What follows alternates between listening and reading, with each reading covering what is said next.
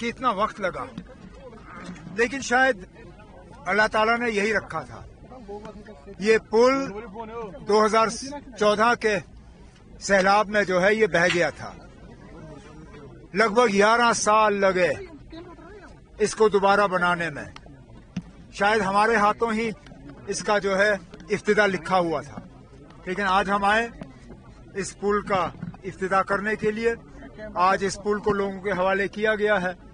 जैसे कि तकरीरों के दौरान आपको कहा गया, ये पुल न सिर्फ आर पार के लोगों को जोड़ने के लिए है, बल्कि साउथ कश्मीर को सरार शरीफ के साथ जोड़ने में जो है इस पुल का एक बहुत अहम रोल बनता है।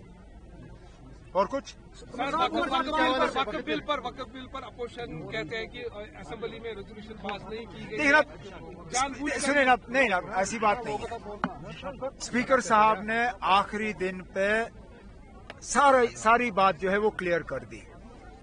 गलती शायद उस वक्त मेंबरों की तरफ से ये रही कि उन्होंने एडजर्नमेंट मोशन लाया। एडजर्नमेंट मोशन सिर्फ और सिर्फ जम्मू कश्मीर की हुकूमत के काम को लेके जो है एडजर्नमेंट मोशन लाया जाता है, क्योंकि उस वक्त हुकूमत को जवाब देना होता है। अब मुझे बताइए ना, अगर ये एडजर्नमेंट मोशन एडमिट किया गया होता, हम लोग क्या जवाब देते? ये वक्फ बिल हमारे तरफ से नहीं लाया गया था। ये वक्फ बिल मरकज की हुकूमत और पार्लियामेंट से पास हुआ, तो जम्मू कश्मीर की हुकूमत इसमें क्या जवाब देती? अगर ये रेजोल्यूशन किसी और अंदाज में लाया गया होता या किसी और कानून के तहत लाया गया होता तो शायद इसको एडमिट किया जा सकता था। लेकिन चलिए, वो बात गई। अब हम अदालत गए हैं, सुप्रीम कोर्ट के सामने जो है मुख्तलिफ पार्टियों ने, जिसमें नेशनल कॉन्फ्रेंस ने भी अपनी बात जो है सुप्रीम कोर्ट के सामने रखी है। अब देखते हैं सुप्रीम कोर्ट का क्या फैसला आएगा इसमें।